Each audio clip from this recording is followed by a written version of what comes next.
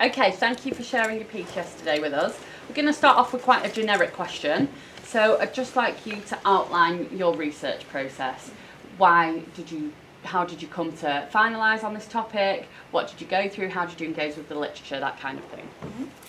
So to begin with, I was bouncing off my previous work in plastiques, through physical performance, the studying of like Grotowski, Yoshioda, Hofer-Schechner, and so this time, instead of exploring the repression of self like I did in plastiques, I was interested in the construction of it, what made up the self, and obviously through movement practice. That's how I started to get into my research process. So the first area I looked into was Buto, which is traditionally a rejection of Western and traditional Japanese dance. It's a conceptual practice. It represents nature metaphors through the body. So I thought I'd start there because it's a metaphorical question within a physical practice. In relation to self, Hijikata, the originator of Buto, he believed the self to be lost at birth, and that Buto was the interaction with the self again, because of social conditioning, essentially. He wrote that, Nanako writes that he saw human existence as inextricably part of the body, but this body only comes alive when it's chased into a corner by words and pain, that is consciousness. So if the body and human existence are connected, and without consciousness the body is not alive, it sparked my question, essentially. What is this relationship between the self and the material body, and how can it be explored through physical performance? But this performance of the self is autobiographical performance, so I needed to start there. So Lisa Cron argues that the goal of autobiographical work should not be to tell stories about yourself, but instead to use the details of your own life to illuminate or explore something universal. So for me, this topic that I chose to explore was queerness. It's a universal shared experience, it's a community, and as a non-binary lesbian I can give my own unique perspective on the queer community and gender and sexuality, and so that's the lens that I'm viewing my argument through, this autobiographical lens. Schechner writes that to become LGBT is to enact a radical politics along the lines of personal is political.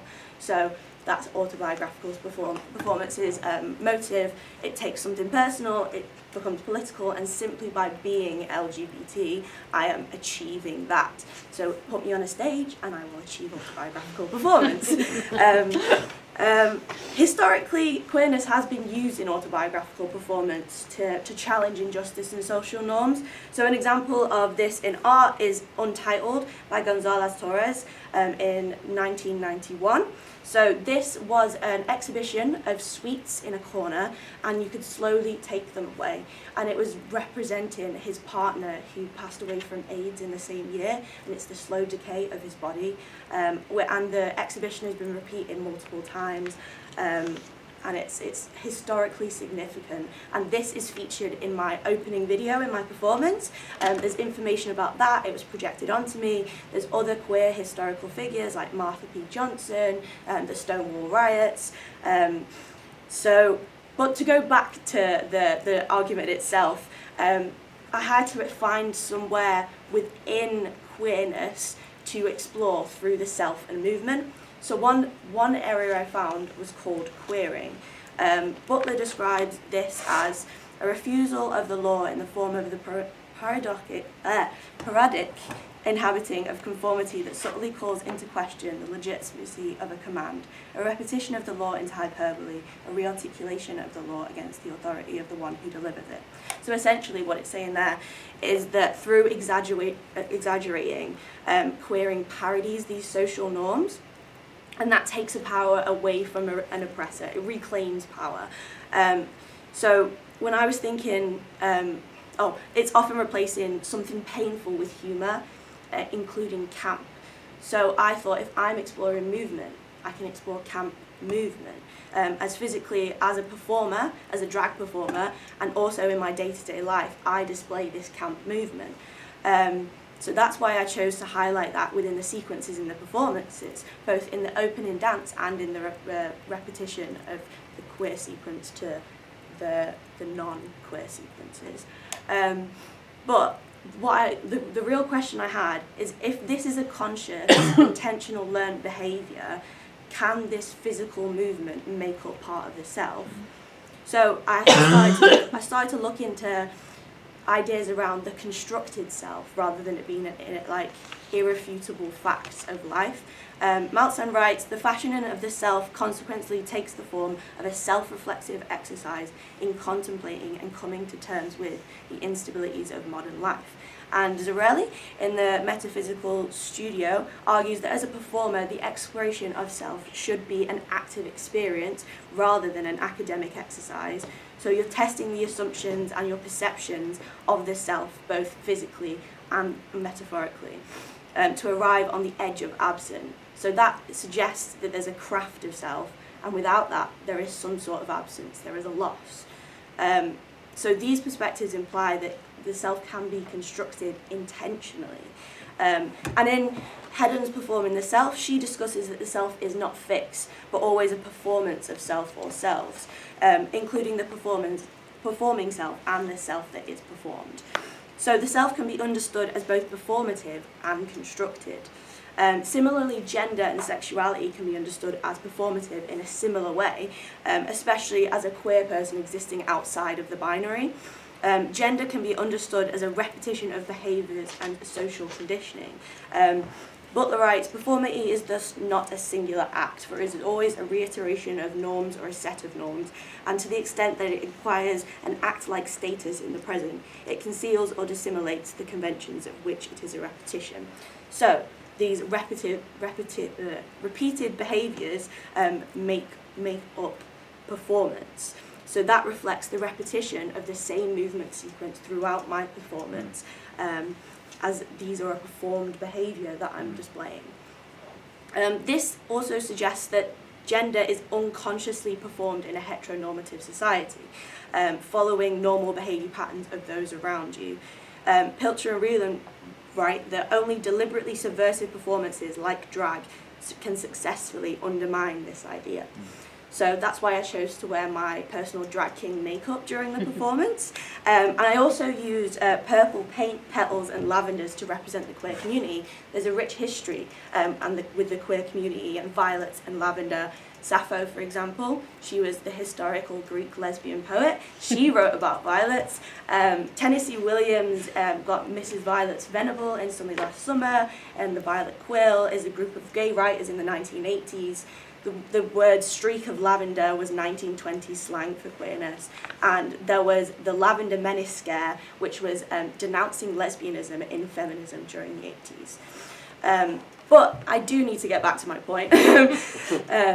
So the movement, and so I've got the movement aspect, I've got the self aspect, I need to blend them together. So Hedden discusses the blending of selves in performance. Specifically, she's discussing Bobby Baker's drawing, where her physical body shows signs of exhaustion. She's flushed, sweating, becoming breathless. This is her performing self.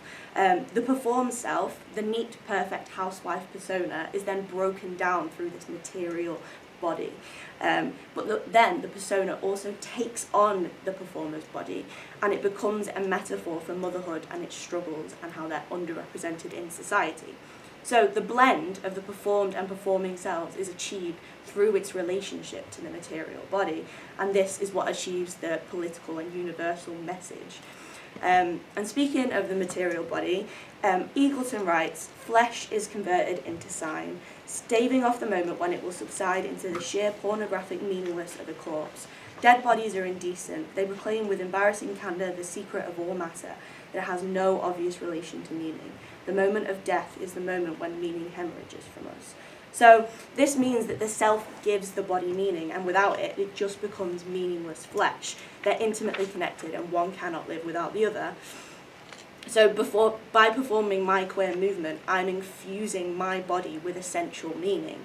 It's utilising this relationship between the self and the material body to do so. In my performance, I slowly remove the queer self from the body, becoming less and less camp in these repeated movement sequences, and eventually I'm ending up as this corpse in the grave, devoid of self. This process is reflected by Yoshioda's The Invisible Actor, in which the audience discovers something else outside their daily life by concealing the performer and removing their personhood to represent something bigger.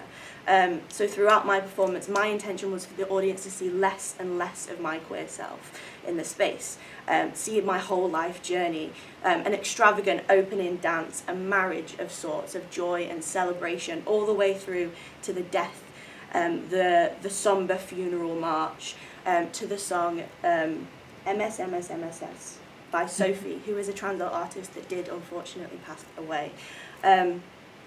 Okay, let me just stop you, Lex, because Okay. that's a lot. That's a lot. And it's brilliant. But what I'm really interested in is, what do you think were the like 2 most important theoretical frames for you in all of that? The most important theoretical frames. I would say that it's queering, so this act of exaggeration in order to parody a social norm, and then also Eagleton's theory around the material body, essentially, because that is the relationship between the material body and the self, essentially there. This essential meaning, for me, is my autobiographical queerness. So that's what is infused into the body in order to give it this, consciousness, meaning, to relate it back to Buto at the start there. Right. Yeah. And just pick me one kind of pinnacle moment from your performance that you think, yeah, this really shows my argument in this specific moment. I would say that the moments that are really showing my argument is the projection of the body onto myself whilst I'm painting myself. This is showing the literal material body, scientific body onto me, and as I'm painting myself and covering myself, it's almost becoming part of me and therefore removing that queer self. Eagleton also writes that personalising the body may be a way of denying its essential impersonability. So by painting over my body, I'm covering any signs that make me unique. I've got tattoos, I was covering those, I've got skin blemishes, I was eventually even wiping away this drag makeup from myself, removing that queer self, so that it destroyed the queer self essentially in the performance. Great. Thank you very much.